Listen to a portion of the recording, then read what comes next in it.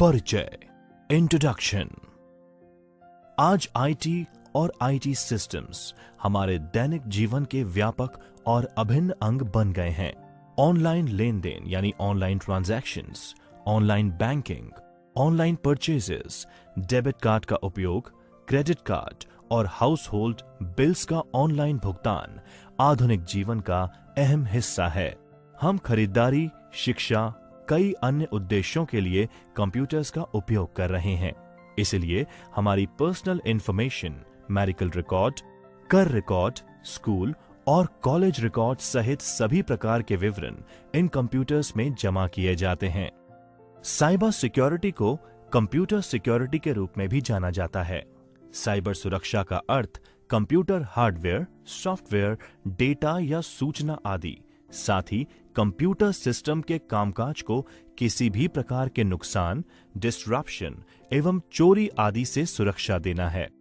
Cyber सुरक्षा hardware, software, network, database code, internet operator और computer system से संबंधित किसी भी चीज पर प्रत्यक्ष या अप्रत्यक्ष तंत्रों यानी मल्टीपल प्रोटेक्शन मैकेनिज्म का एक संयोजन है। कंप्यूटर पर बढ़ती हुई निर्भरता और समाज में बढ़ते हुए इंटरनेट और स्मार्टफोन के उपयोग की वजह से साइबर सुरक्षा अब प्रतिदिन और अधिक महत्वपूर्ण होती जा रही है। इस अध्याय में साइबर खतरों यानी साइबर थ्रेट्स, इन खतरों से सिस्टम और व्यक्तिगत जानकारियों की सुरक्षा, ट्रस्ट सील और सुरक्षित ब्राउजिंग के बारे में जानकारी शामिल है। आईटी के सामाजिक, कानूनी और नैतिक पहलुओं को भी इसमें शामिल किया गया है।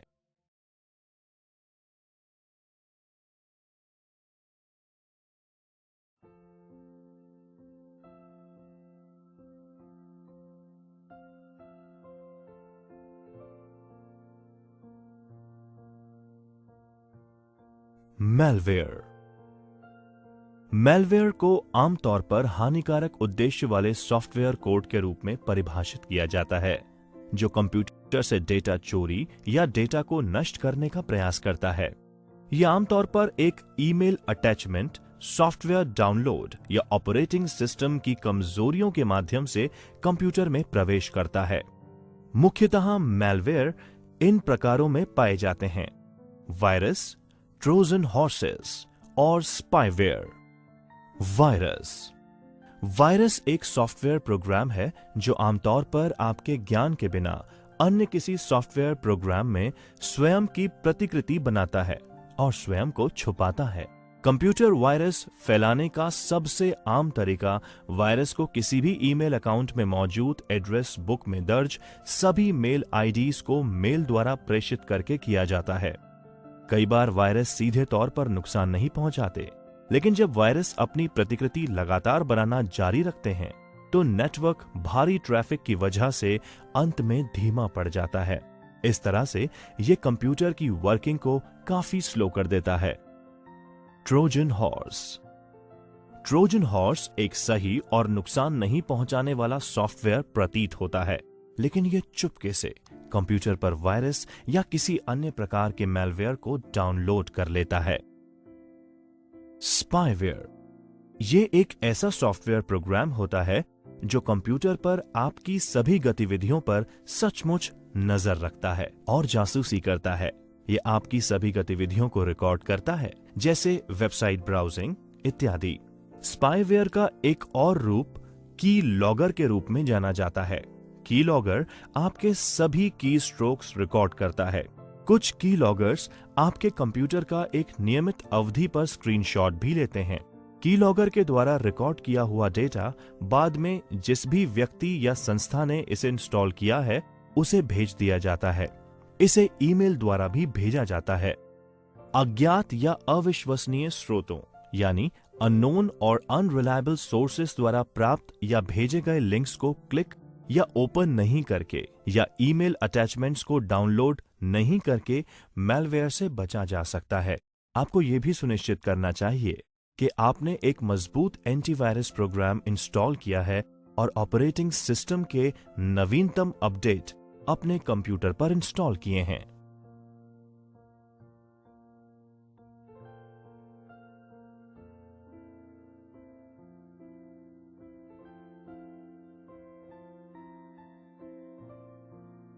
फिशिंग। फिशिंग हमले यानी फिशिंग अटैक में आमतौर पर आपको आपके ईमेल पर एक लिंक भेजा जाता है, जिसमें क्लिक करने पर आपको अपनी व्यक्तिगत जानकारी दर्ज करने के लिए कहा जाता है। इस जानकारी जैसे आपके पासवर्ड, नाम, जन्म तारीख, पिन आदि का इस्तेमाल करके हमलावर आपको आर्थिक रूप से अन्यथा किसी और प्रकार से नुकसान पहुंचा सकता है। फिशिंग ईमेल स्पैम ईमेल के मुकाबले ज्यादा खतरनाक होती है। आप ईमेल को खोलने के पहले उसके सोर्स की जांच करें और उसे ऑथेंटिकेट करें। अगर आपको ऐसा लगता है कि ईमेल भेजने वाले के बारे में आपको कोई जानकारी नहीं है, तो आप उस ईमेल को ओपन ही ना करें। ऐसा करके आप फिशिंग अटैक को रोक सकते हैं।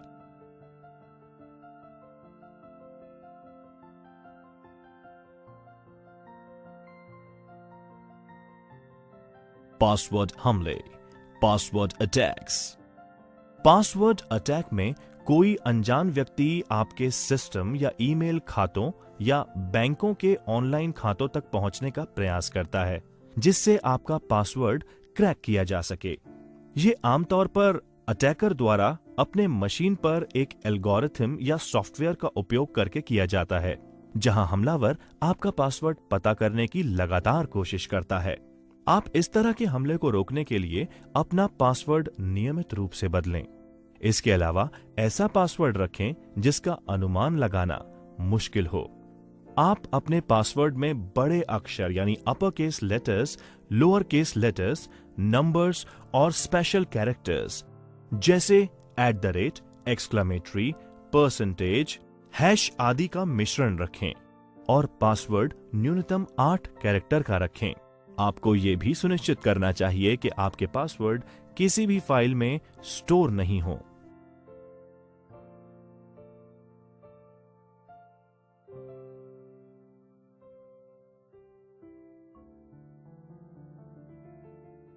पासवर्ड हमले, पासवर्ड अटैक्स। पासवर्ड अटैक में कोई अनजान व्यक्ति आपके सिस्टम या ईमेल खातों या बैंकों के ऑनलाइन खातों तक पहुंचने का प्रयास करता है, जिससे आपका पासवर्ड क्रैक किया जा सके। ये आमतौर पर अटैकर द्वारा अपने मशीन पर एक एल्गोरिथम या सॉफ्टवेयर का उपयोग करके किया जाता है, जहां हमलावर आपका पासवर्ड पता करने की लगातार कोशिश करता है। आप इस तरह के हमले को रोकने के लिए अपना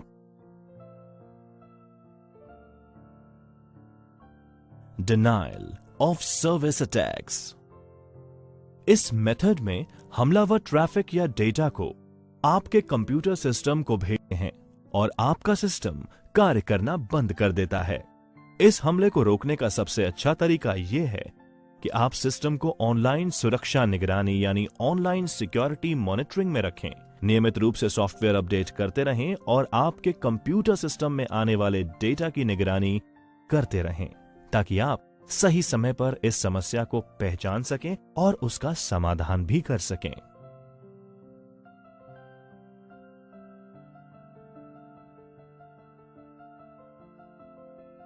मेलवर्टाइजिंग। इस प्रकार के साइबर हमले में साइबर हमलावर एक विज्ञापन नेटवर्क का उपयोग करके विभिन्न वेबसाइट्स पर संक्रमित विज्ञापनों को अपलोड कर देता है। आप जब इन वेबसाइट्स पर जाते हैं और इन विज्ञापनों पर क्लिक करते हैं, तो एक मैलवेयर आपकी मशीन पर डाउनलोड हो जाता है।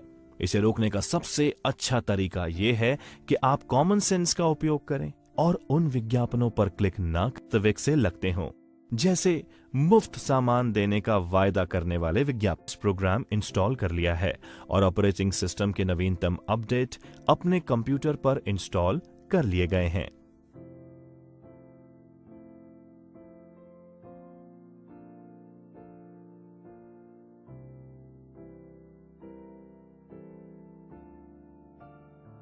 वेब हमले, वेब अटैक्स।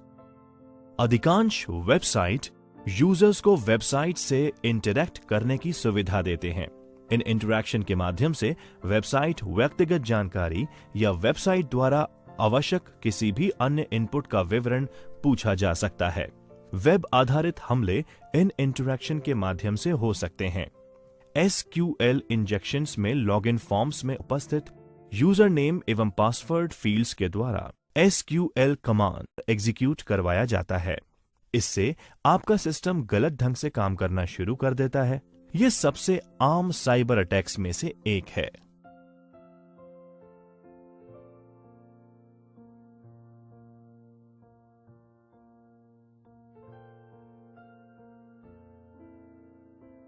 सेशन अपहरण, सेशन हाईजैकिंग। ये साइबर हमला इतना आम नहीं है। इसमें हमलावर क्लाइंट मशीन और सर्वर के बीच एक ऑथेंटिकेटेड सेशन की निगरानी करता है, उस सत्र को अपने नियंत्रण में ले लेता है, अन्यथा खत्म कर देता है।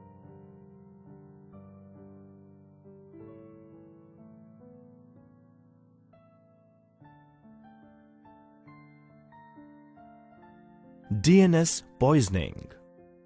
जैसा कि आपको पहले बताया गया है, DNS यानी डोमेन नेम सर्वर डोमेन नामों जैसे www.rkcl.in को कंप्यूटर और रूटर समझने वाली भाषा IP एड्रेस में तब्दील कर देता है। DNS पॉइजनिंग द्वारा इस प्रोसेस के साथ छेड़छाड़ की जाती है और ट्रैफिक को किसी अवैध वेबसाइट पर प्रेषित कर दिया जाता है। इसके द्वारा प्राय आपकी व्यक्तिगत जानकारी चुरा ली जाती है। त्वरित समीक्षा। साइबर सुरक्षा यानी साइबर सिक्योरिटी क्या है?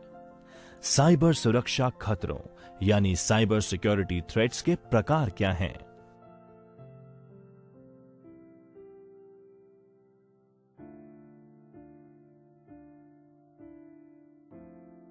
कैसे सुरक्षित वेबसाइट्स या पोर्टल्स को पहचानें? How to identify safe websites and portals. Internet हमारी जिंदगी में क्रांतिकारी परिवर्तन लाया है। यह हमें समाचार पढ़ने, मनोरंजन का आनंद लेने, अनुसंधान करने, छुट्टियां बुक करने, खरीदने और बेचने, सीखना, बैंक और अन्य कई रोजमर्रा के कार्य करने में सक्षम बनाता है। हालांकि ऑनलाइन कार्य करने के साथ कई खतरे भी जुड़े होते हैं। ये खतरे मैलिशियस वेबसाइट्स पर जाने से या आपकी व्यक्तिगत जानकारी के लीक होने से हो सकते हैं। दुर्भावनापूर्ण, आपराधिक या अनुपयुक्त वेबसाइट्स, मैलिशियस, क्रिमिनल और इनएप्रोप्रिएट वेबसाइट्स पर जाने के ये जोखिम हो सकते हैं। वायरस और स्पाईवेयर, सामूहिक रूप से मेलवेयर के रूप में जो जाना जाता है। फिशिंग, जो आपके व्यक्तिगत या वित्तीय जानकारी प्राप्त करने के लिए डिजाइन किया गया है और संभवतः आपकी पहचान चुरा सकता है। नकली खरीदारी, बैंकिंग, दान, डेटिंग, सोशल नेटवर्किंग, गेमिंग, जुआ और अन्य वेबसाइट्स के द्वारा धोखाधड़ी। कॉपीराइट उल्लंघन, कॉपीराइट संरक्षित सॉफ्टवेयर, वीडियो, संगीत, फोटो या दस्तावेजों को कॉपी या डाउनलोड करना। अप्रत्याशित अनुपयुक्त सामग्री यानी अनएक्सपेक्टेड इनअप्रोप्रिएट कंटेंट का प्रकट होना। जब आप इंटरनेट का उपयोग करते हैं तो आपका ब्राउजर, उदाहरण के लिए internet explorer, opera, Chrome, safari या फायरफॉक्स, आपके द्वारा विजिट की गई सभी वेबसाइट्स का एक रिकॉर्ड रखता है जिसे हिस्ट्री कहते हैं। जब आप इंटरनेट का उपयोग करते हैं तो आपके द्वारा देखी जाने वाली वेबसाइट्स आपके इंटरनेट सेवा प्रदाता यानी इंटरनेट सर्विस प्रोवाइडर और ब्राउजर प्रोवाइडर को विजिबल होती है। इसलिए एक वास्तविक वेबसाइट को क्लोन करना संभव है।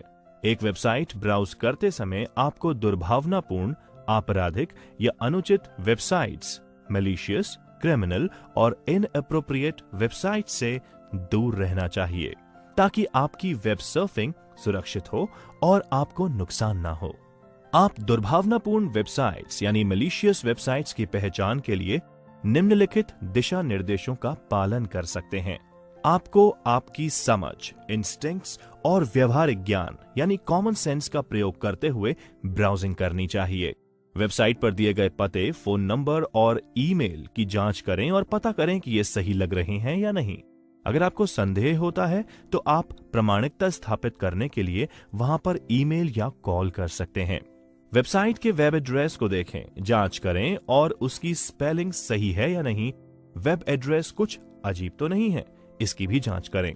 यदि ब्राउजर विंडो में कोई पैडलॉक नहीं है या वेबसाइट एड्रेस की शुरुआत में https नहीं है तो उस वेबसाइट पर अपनी व्यक्तिगत जानकारी दर्ज ना करें।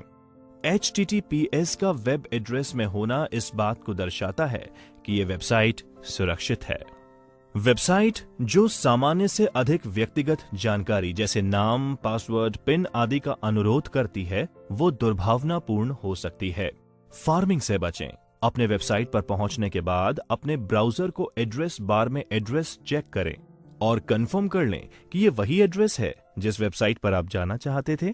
ये कदम आपको एक नकली वेबसाइट पर पहुंचने से बचाएगा। उदाहरण के लिए eBay, EBAY के बजाय EEBAY। वित्तीय निवेश का निर्णय, इन्वेस्टमेंट डिसीजन लेने के पहले हमेशा पेशेवर सलाह यानी प्रोफेशनल एडवाइस प्राप्त करें। वो वेबसाइट्स जो कि उच्च रिटर्न का वादा करती हैं, धोखाधड़ी वाली हो सकती हैं। उन वेबसाइट्स से सावधान रहें जो दूसरों के लिए रिक्रूटमेंट करने के लिए आपसे धन या अग्रिम भुगतान चाहते हैं। यदि आपको किसी वेबसाइट पर शक है तो आप इंटरनेट पर सर्च कर लें कि कहीं वो वेबसाइट फ्रॉडुलेंट तो नहीं है। उन वेबसाइट से सावधान रहें जिन्हें अनचाही ईमेल में अजनबियों द्वारा विज्ञापित अनसॉलिसिटेटेड ईमेल्स फ्रॉम स्ट्रेंजर्स किया गया हो।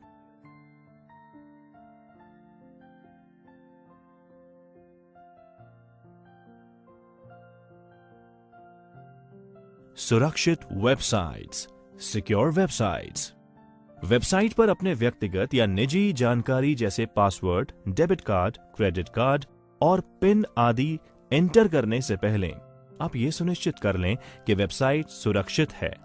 इसे 2 तरीकों से किया जा सकता है। जब आप वेबसाइट को विजिट करते हैं या उस पर लॉगिन करते हैं तो चेक कर लें कि ब्राउजर विंडो फ्रेम में एक पैडलॉक करें कि यह पैडलॉक पूरी वेबसाइट पर लागू है और सिर्फ एक पेज पर नहीं, अन्यथा यह वेबसाइट एक फ्रॉडुलेंट वाली साइट हो सकती है। वेब पते को https के साथ शुरू होना चाहिए, जिसमें S का अर्थ है सिक्योर।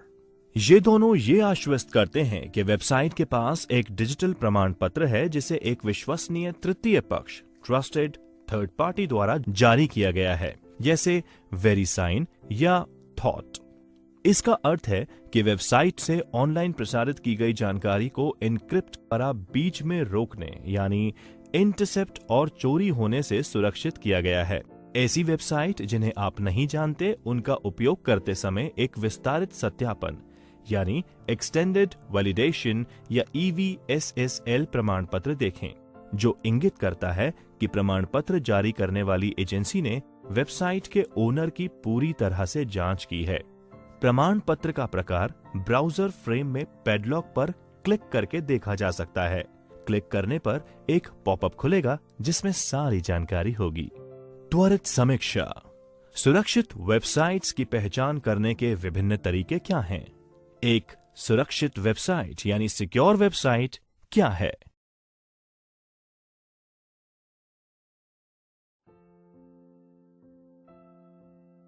Secure seals. एक सिक्योर या ट्रस्ट सील वेबसाइट कंपनी पर विश्वास का प्रतीक है।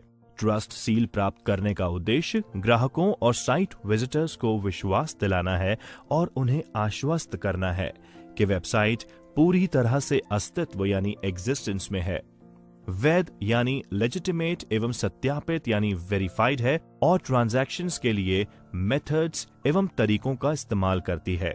ट्रस्ट सील विभिन्न रूप में होती है, जिसमें data security seal, business verified seal और प्राइवेसी सील शामिल हैं और विभिन्न कंपनीज द्वारा शुल्क देने पर उपलब्ध होती है।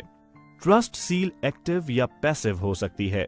अधिकांश सील एक नियत अवधि के लिए रहती है, जिसकी समाप्ति के बाद कंपनी को फिर से सत्यापित किया जाना चाहिए। प्राइस सील को वैलिडेट उस वक्त किया जाता है जब कंपनी उसे खरीदती है।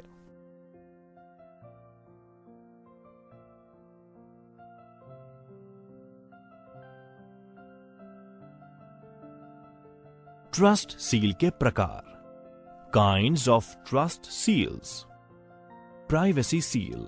एक प्राइवेसी सील एक कंपनी के अच्छे प्राइवेट प्रैक्टिस का अनुमोदन करती है और इंगित करती है कि कंपनी बहुत ऊंचे स्तर की प्राइवेट प्रोटेक्शन मानकों का इस्तेमाल करती है। ये कंपनी को उन प्राइवेट खतरों से भी अवगत कराती है जो कंपनी अपने स्तर पर पहचान नहीं पाती। बिजनेस प्रैक्टिस सील, ये सील है जो किसी बिजनेस के परिचालन यानी ऑपरेशनल प्रैक्टिस का अनुमोदन करती है, जैसे कंपनी के उत्पाद या सेवाओं के लिए की जाने वाली गुणवत्ता प्रणालियां यानी क्वालिटी प्रैक्टिसेस। ये विशेष रूप से ऑनलाइन खुदरा विक्रेताओं यानी ऑनलाइन रिटेलर्स में काफी पॉपुलर है। व्यापार पहचान सील, बिजनेस आइडेंटिटी सील, एक बिजनेस आइडेंटिटी यानी व्यवसायिक पहचान सील, जिसे एक वेरीफाइड एग्जिस्टेंस यानी सत्यापित अस्तित्व सील भी कहा जाता है। ये वह है जो वैधानिक विवरण यानी स्टैट्यूटरी डिटेल्स, संपर्क विवरण यानी कॉन्टैक्ट डिटेल्स, प्रबंधन विवरण यानी मैनेजमेंट डिटेल्स आदि कई मापदंडों की पुष्टि करके कंपनी के कानूनी, भौतिक और वास्तविक अस्तित्व का सत्यापन करती है।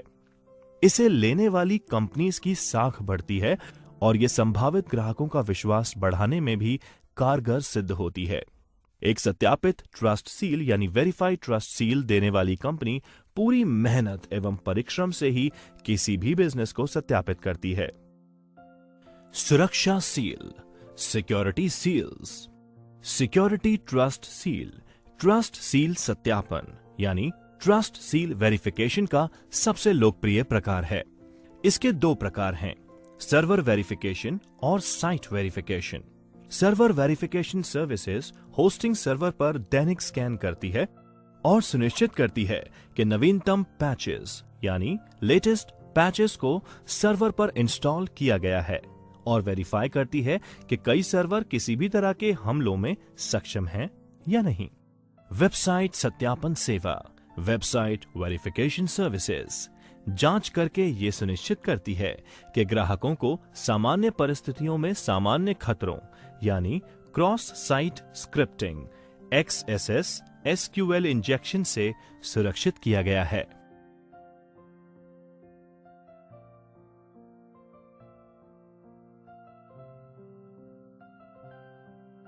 सुरक्षित ब्राउजिंग की आदतें और मेलिंग शिष्टाचार, secure browsing habits and mailing etiquettes.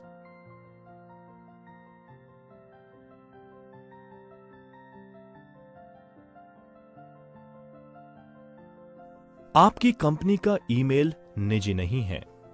Your companies email is not private. यदि आप किसी कंपनी में काम कर रहे हैं तो संभावना है कि आपके ईमेल संदेशों की निगरानी की जा रही है। इसलिए केवल कंपनी उद्देश्यों के लिए ही आपकी कंपनी के ईमेल का उपयोग करें। अगर आपको निजी तौर पर ईमेल करने की आवश्यकता है तो आप अपना निजी ईमेल अकाउंट जीमेल या याहू इत्यादि पर बना सकते हैं।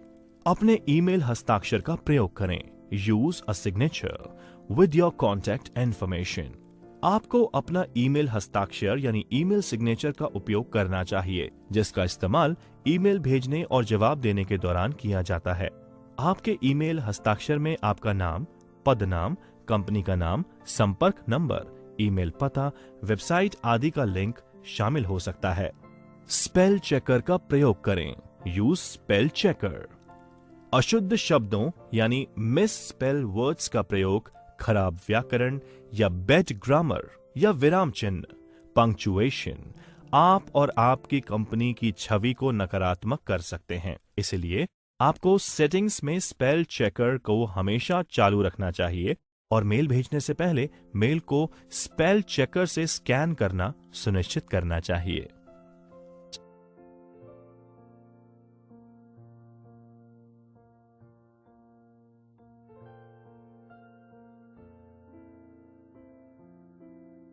आईटी के सामाजिक, कानूनी और नैतिक पहलू, social, legal and ethical aspects of IT.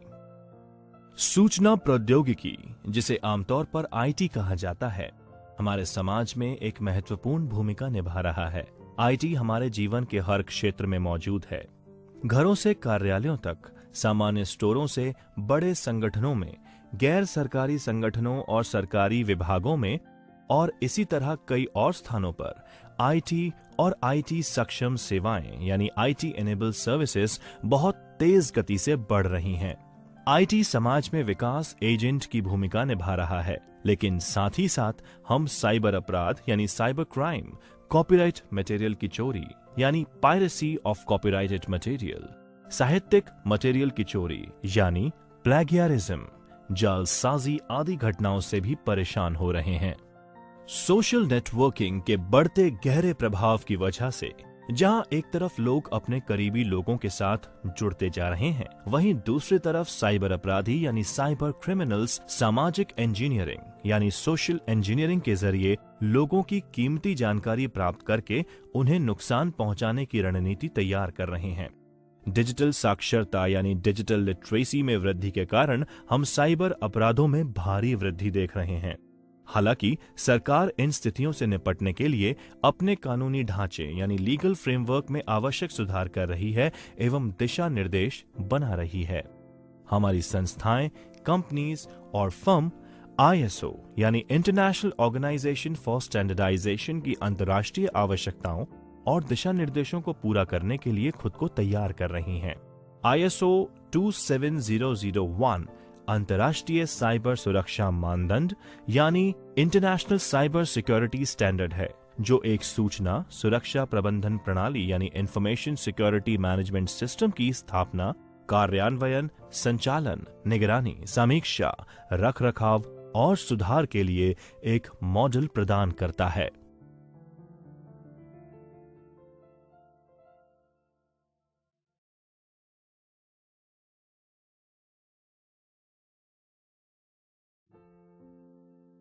Bharat में आईटी के लिए कानूनी ढांचा, legal framework for IT in India.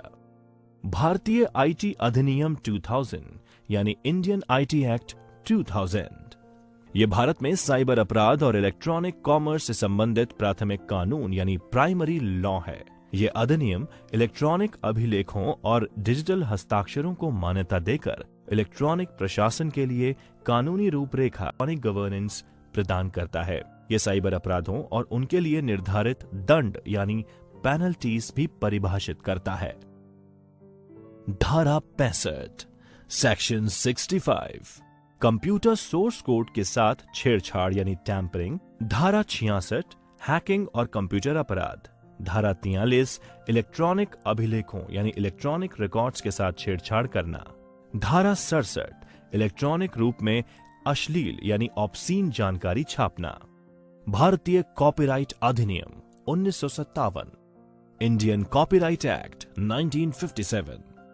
यह कॉपीराइट अधिनियम ये निर्धारित करता है कि कोई भी व्यक्ति जो जानबूझकर कंप्यूटर प्रोग्राम की एक अवैध प्रति यानी illegal copy of computer program बनाता है, ये पनिशेबल होगा। कंप्यूटर प्रोग्राम्स हेतु कॉपीराइट प्रोटेक्शन उपलब्ध है, लेकिन कोई पेटेंट प्रोटेक्शन नहीं है। भारतीय दंड संहिता इंडियन पीनल कोड धारा 406 विश्वासघात का अपराध। धारा 420 धोखाधड़ी और बेईमानी, बोगस वेबसाइट, साइबर धोखाधड़ी। भारतीय संविदा अधिनियम 1872, इंडियन कॉन्ट्रैक्ट एक्ट 1872 कॉन्ट्रैक्ट के उल्लंघन, क्षति और अनुबंध के विशिष्ट प्रदर्शन के मामले में उपचार प्रदान करता है। आज सूचना प्रौद्योगिकी के क्षेत्र में नवाचार समाज के विभिन्न क्षेत्रों में व्यापक प्रभाव डाल रहा है और नीति निर्माता यानी पॉलिसी मेकर्स आर्थिक उत्पादकता यानी इकोनॉमिक प्रोडक्टिविटी, बौद्धिक संपदा यानी इंटेलेक्चुअल प्रॉपर्टी अधिकार, गोपनीयता संरक्षण यानी प्राइवेसी प्रोटेक्शन और सूचनाओं की उपलब्धता और पहुंच की समस्याओं से जुड़े मुद्दों पर काम कर रहे हैं। अभी किए जा रहे प्रयासों एवं हमारे द्वारा चुने गए विकल्पों के बाद में स्थायी परिणाम होंगे, लेकिन साथ ही उनके सामाजिक और आर्थिक प्रभावों यानी सोशल एंड इकोनॉमिक इम्पैक्ट्स पर ध्यान दिया जाना चाहिए। सूचना प्रौद्योगिकी में नैतिकता यानी एथिक्स और नैतिक आचार संहिता यानी एथिकल कोड ऑफ कंडक्ट की बहुत आवश्यकता महसूस की जा रही है। नैतिकता ये निर्धारित करती है कि एक व्यक्ति के लिए क्या अच्छा है, समाज के लिए क्या अच्छा है और इसके हिसाब से लोगों द्वारा किए जाने वाले कार्यों एवं कर्तव्यों को स्थापित करती है।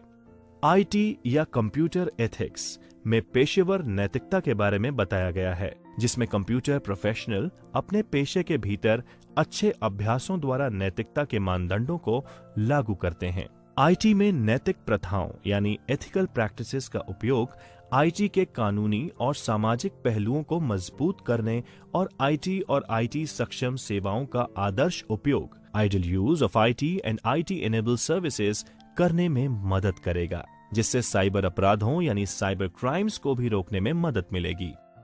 त्वरित समीक्षा। एक उचित ईमेल या प्रॉपर ईमेल लिखने के लिए किन बातों का ध्यान रखना चाहिए? आईटी के लिए कानूनी ढांचे यानी लीगल फ्रेमवर्क क्या है?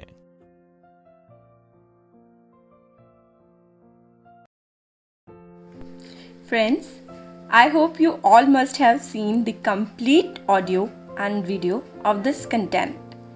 Now you can see the topics which we have covered in this video on the screen as an e-book. You can pause your screen to read these notes and also take the screenshot of every page for future references. Friends, on the last page of every chapter, there are some MCQs with the answers. You all need to learn these MCQs for the revision.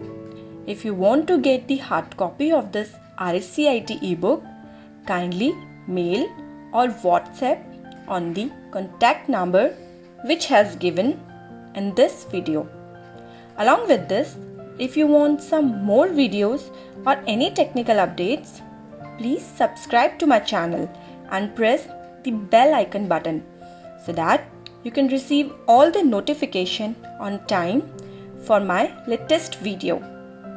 Thank you for watching. All the very best. Take care. Bye-bye.